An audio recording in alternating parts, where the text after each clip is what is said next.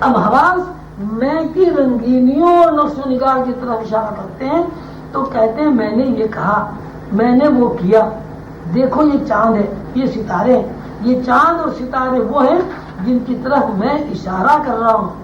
اس طرز میں حواس اپنی ذاتی حرکت کو قریب یہ بعید دیکھتے اور اس کا تذکرہ کرتے ہیں۔ یہ محض کائنات کی حواس کا انداز نظر ہے۔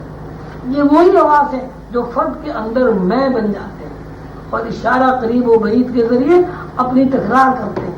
اللہ تعالیٰ نے قرآن پاک میں ارشاد فرمایا، کیا نہیں پہنچا انسان پر ایک زمانے میں جو تھا شے بغیر تکرار کیا ہوا۔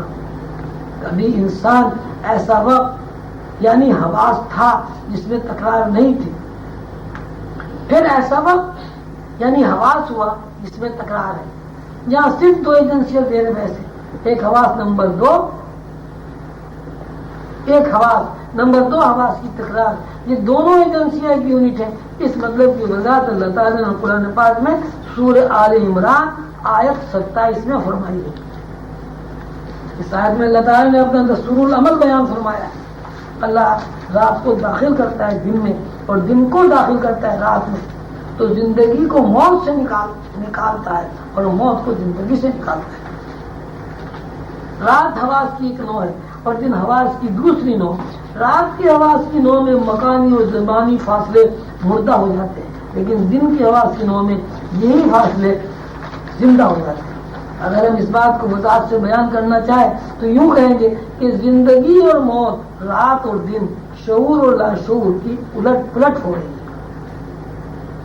رات کے حواس دن میں داخل ہو جاتے ہیں اور دن کے حواس رات میں داخل ہو جاتے ہیں۔ حواس ایک ہے، ایک حواس پر اسپیس اور ٹائم کی پابندی غالب ہے، دوسرے حواس پر ٹائم اسپیس کی پابندی نہیں ہے۔ ہم جب زندگی کا تذکرہ کرتے ہیں تو پیدائش سے لے کے موت تک روزانہ یہ مشاہدہ کرتے ہیں کہ روزانہ دن اور روزانہ رات ہوتی ہے، روزانہ ایک ہی ڈیوٹی انجام دیتے ہیں، ہر روز ایک کھانے کو نیا کھانا کہتے ہیں، جبکہ یہ بات سامنے کی ہے کہ روزانہ جس گاڑی میں دفتر جاتے ہیں وہی گاڑیوں برسوں ہم لے جاتی ہے۔ اس کے باوجود ہر دن کو نیا دن اور ہر دن کے عمل کو نیا عمل قرار دیتے ہیں۔ یہ محض حواس کی کمزوری ہے۔ دراصل حواس وہی ہیں ان میں تکرار ہو رہی ہے۔ حواس ایک ہے لیکن حواس میں تکرار دو طرح ہوتی ہے۔ وہی حواس دن میں کام کرتے ہیں تو دن کہتے ہیں، اور یہ حواس جب رات میں کام کرتے ہیں تو ہم اسے رات کہتے ہیں۔ فرق اتنا ہے کہ رات کی حواس کی نوع میں مکانی زمانی فاصلے مردہ ہو جاتے ہیں اور دن کی حواس کی نوع میں زمانی مکانی فاصلے زندہ ہو جاتے ہیں۔ اللہ تعالیٰ فرماتے ہیں وہی ہے جو زندگی کو موت سے نکالتا ہے اور موت کو زندگی سے نکالتا ہے۔ آج کا پیدا ہونے والا بچہ جب 60 سال کا بوڑھا ہوتا ہے تو زندگی کے ہر لمحے پر موت وارد ہوتی ہے اور ہر لمحے پر زندگی وارد ہوتی ہے۔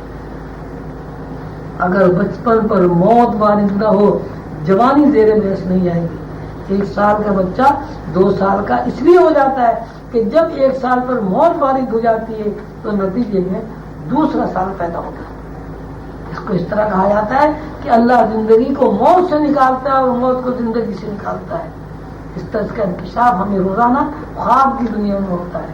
زید خواب دیکھتا ہے کہ وہ اپنے ایک دوست سے باتیں کر رہا ہے، حالانکہ اس کا دوست دور دراز فاصلے پر رہتا ہے، لیکن خواب میں زید کو احساس بالکل نہیں ہوتا کہ اس کے اور دوست کے درمیان کوئی فاصلہ ہے۔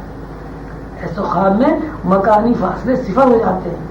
اسی طرح زید گھڑی دیکھ کر رات کے 1 بجے سوتا ہے، خواب میں ایک ملک سے دوسرے ملک تک ہفتوں کا دور دراز سفر طے کرتا ہے، راستے میں اور منزل پر قیام بھی کرتا ہے، ایک طویل مدت گزارنے کے بعد گھر واپس آتا ہے، آنکھ کھلتے ہی گھڑی دیکھتا ہے، اب بھی 1 ہی بجا ہے۔ اس قسم کے خواب میں زمانی فاصلے صفر ہو جاتے ہیں۔ کوئی آدمی ایسا نہیں ہے جس کی زندگی میں 1 2 یا زیادہ خواب ایسے نظر نہ آئے ہوں جس میں زمانی مکانی فاصلے صفر ہو گیا ہو، لیکن کوئی آدمی خواب کے علاوہ بیداری میں سفر کرنا چاہے اور دوست سے بات کرنا چاہے، منزل پر قیام کرنا چاہے تو زمانی مکانی فاصلے صفر نہیں ہوں گے۔ مطلب یہ ہے کہ ایک انسان کے اندر 2 حواس کام کر رہے ہیں، ایک حواس کا نام بیداری ہے، دوسرے حواس کا نام خواب ہے۔ خواب کے حواس کو اللہ تعالیٰ نے اپنے الفاظ میں لیل کہا ہے اور دن کے حواس کو نہار